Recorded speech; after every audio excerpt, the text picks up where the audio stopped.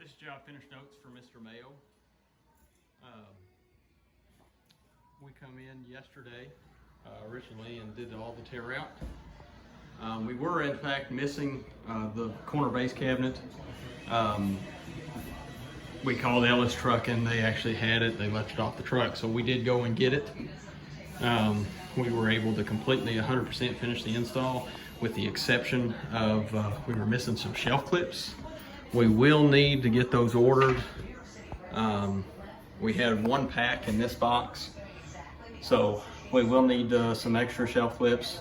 I discussed to the customer, they had no problem putting those shelves in themselves, but we will need to get the shelf clips out there or get them to the store and pick them up, one of the two, whatever they decide.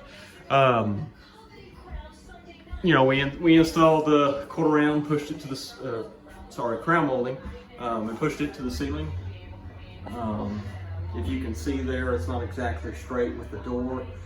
We had it up. There was a gap between the crown molding and the ceiling.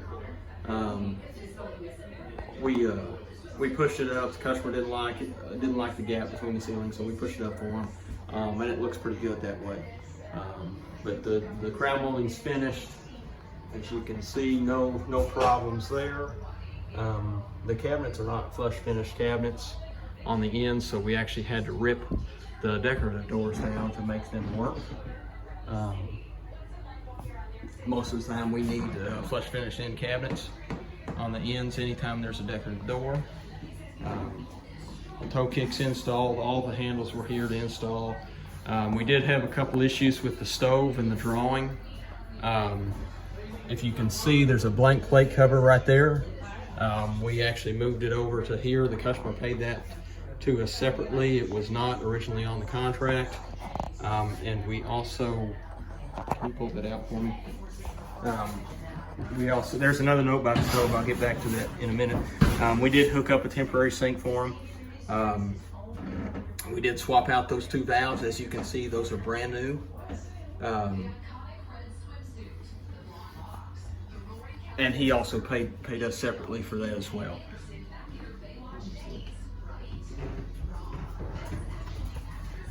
As you can see, that stove plug was actually halfway in the center of this cabinet. We moved that over and it was good to go. He paid us for that as well. But other than that, everything went really well. We had quite a bit of extra materials, so we're going to end up taking those back to the store for them. In the design, there was a panel that goes here, but it cannot fit because there will not be enough room for the refrigerator to breathe. So we ended up taking that out, putting a filler on, and it was good to go. So again, there's no leaks. The plugs got moved over, everything's working, the disposal actually works. We actually had to hook that back up. As you can see, it works. We installed the pantry, and also the design actually had it over there on the left side of the room over here.